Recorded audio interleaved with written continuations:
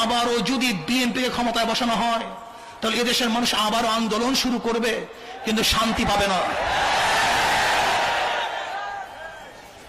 ইসলামী আন্দোলন বাংলাদেশ মনে করে ব্যাপারটি এরকম হলো, যেরকম কোন এক ব্যক্তি হোটেলে গেছে খাওয়ার জন্য, ডাইলের মধ্যে দেখে এক আমের বাড়া চুষতেছে, কিন্তু চুকা নাই, মিষ্টিও নাই, কষও নাই। কিরে ভাই, আমের বাড়ার মধ্যে চুকা মিষ্টি কিছুই নাই যে?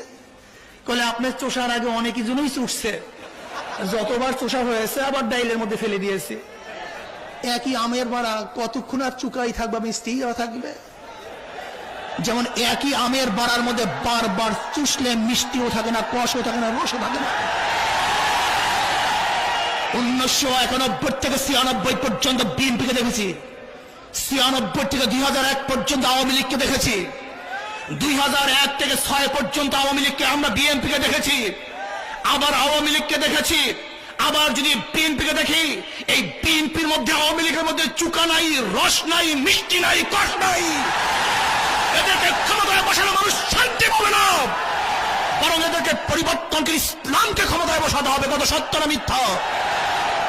দেখবেন সবাই ধোঁকাবাজ, প্রত্যেকের পুটিকের মধ্যে ধোঁকা আছে। প্রত্যেকের পুটিক গরিবের সাথে সম্পৃক্ত, নাঙ্গল কাদের সাথে সম্পৃক্ত? গরিবের সাথে সম্পৃক্ত। কিন্তু যারা নাঙ্গল মাকড়া নিয়ে নির্বাচন করে, হয়তো কোনোদিন একদিনও সে নাঙ্গল ধরেও নাই।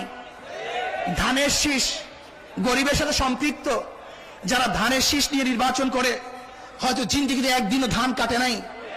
নৌকা গরিবের সাথে সম্পৃক্ত, যারা মার্কা নৌকা নিয়ে নির্বাচন করে, হয়তো কোনোদিনই নৌকায় চড়েও নাই, বায়ও নাই।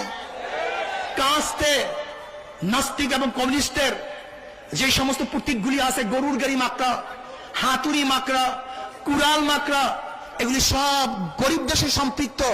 তারা হয়তো বা কোনোদিন হাতুড়ি দিয়ে একদিন ইট ভাঙ্গে নাই, অর্থাৎ তাদের কথার সাথে মার্কার সাথে কোনো মিল নাই। কি কথা ঠিক না? মার্কা নিছে গরিবের, পেটে লাথি মারে গরিবের। কিন্তু ইসলামী আন্দোলন বাংলাদেশের এমন এক মার্কা, যার মার্কার সাথে কথার সাথে কাজের সাথে মিল আছে কি নাই? সবার সাথে সম্পৃক্ত, বড়কের সাথে সম্পৃক্ত, গরিবের সাথে সম্পৃক্ত, আপামার জনসাধারণের সাথে এই পাখা মার্কার সাথে সম্পৃক্ত আছে। কাজে আসুন আমরা শান্তির প্রতীক পাখা মার্কায় আগামী নির্বাচন করব, এককভাবে নির্বাচন করব। দল পরিবর্তনের মাধ্যমে, দেশ পরিবর্তনের মাধ্যমে, কোন নেতা পরিবর্তনের মাধ্যমে শান্তি আসতে পারে না। যতক্ষণ পর্যন্ত ইসলাম এবং মানবতা দরদি কোন নেতার পরিবর্তন না আসবে, ততদিন পর্যন্ত দেশে শান্তি আসতে পারে না। আসুন